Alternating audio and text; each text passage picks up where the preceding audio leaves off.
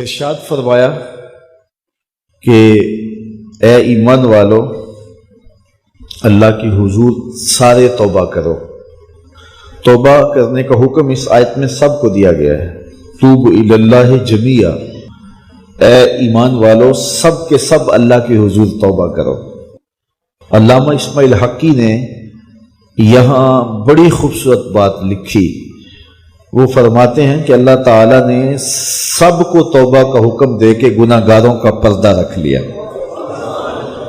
اگر صرف گناہ گاروں کو کہا جاتا کہ تم توبہ کرو اور ان پر واجب کر دی جاتی اور نیکوکاروں پر توبہ کرنے کا حکم نامہ نہ رکھا گیا ہوتا تو پھر گناہ گار توبہ کرتے تو وہ نمایاں ہوتے۔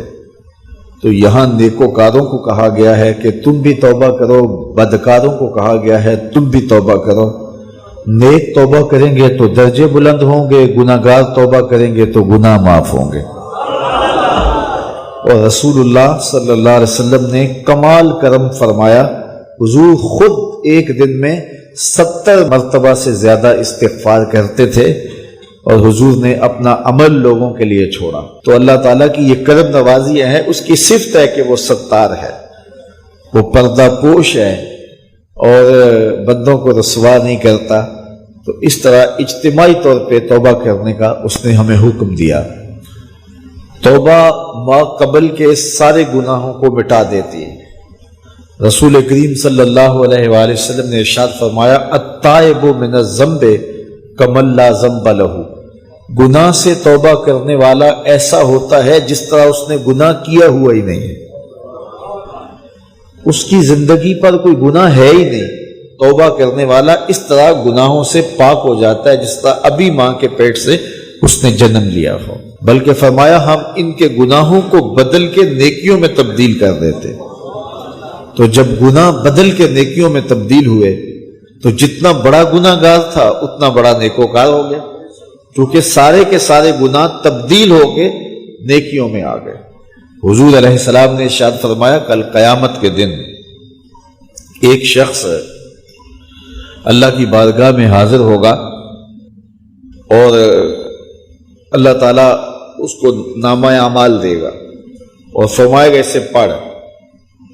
تو وہ جب اپنے نامہ اعمال کو پڑھنے لگے گا تو جو بڑے بڑے گناہ ہوں گے تو اللہ سے شرم اور حیا کی وجہ سے وہ نہیں پڑھ پائے گا، تو چھوٹے چھوٹے گناہ پڑھتا جائے گا تو بڑے بڑے گناہوں کو نظر انداز کرتا جائے گا، چھوڑتا جائے گا۔ تو جب وہ سارے گناہ پڑھ لے گا تو اللہ تعالیٰ ارشاد فرمائے گا بندے یہ جو تو نے جتنے گناہ پڑھے ہیں نا میں نے سب کو بدل کے نیکیوں میں تبدیل کر دیا۔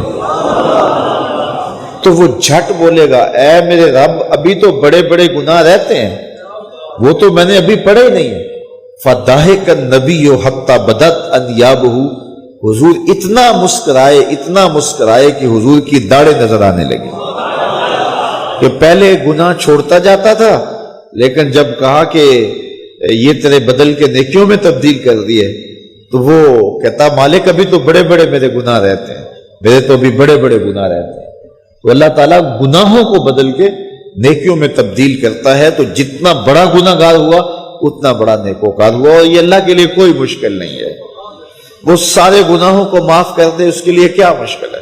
اگر سمندروں کی جھاگ سے بھی زیادہ گناہ ہے، رب کہتا ہے میری چوکھٹ پہ آؤ تو صحیح، دامن پھیلاؤ تو صحیح، میری دہلیز پہ آؤ تو صحیح، میں تمہارے سارے گناہ معاف کر دوں، بلکہ بدل کے نیکیوں میں تبدیل کر دوں۔ حضرت عمر کا زمانہ ہے، آپ جانتے ہاتھ میں کوڑا رکھتے تھے، تو آپ جا رہے تھے، ایک شرابی تھا ہاتھ میں، اس نے بوتل شراب کی پکڑی تھی، گلی کا موڑ کاٹا اس نے تو آگے حضرت عمر نظر آئے۔ حضرت عمر تو موقع پہ سزا دیتے تھے، ہاتھ میں درا پکڑا ہے تو اس نے دل ہی دل میں کہا مالک عمر کے قہر سے بچا لے، پکی توبہ کرتا ہوں آج کے بعد شراب نہیں پیوں گا، اور جلدی سے وہ شراب کی بوتل بغل میں دبا لی۔ حضرت عمر بھی سر پہ پہنچ گئے اور جھڑک کے کہا کہ یہ تیرے پاس کیا ہے؟ تو ڈرتے ہوئے کہا حضرت سرکہ ہے. تو عمر تھے، کہا نکال. تو جب نکالا تو واقعی سرکہ ہو گیا تھا. جو رب شراب کو سرکے میں بدلنے پہ قادر ہے، وہ رب گناہوں کو نیکیوں میں بدلنے پہ بھی قادر ہے. تو اس کے در پہ کوئی آئے تو صحیح، جھولی پھیلائے تو صحیح. ہم تو مائل بکرم ہیں، کوئی سائل ہی نہیں. راہ دکھلائیں کسے، راہ روے منزل ہی نہیں. کوئی اس کی دہلیز پہ تو آئے، اس کی چوکھٹ پہ تو آئے.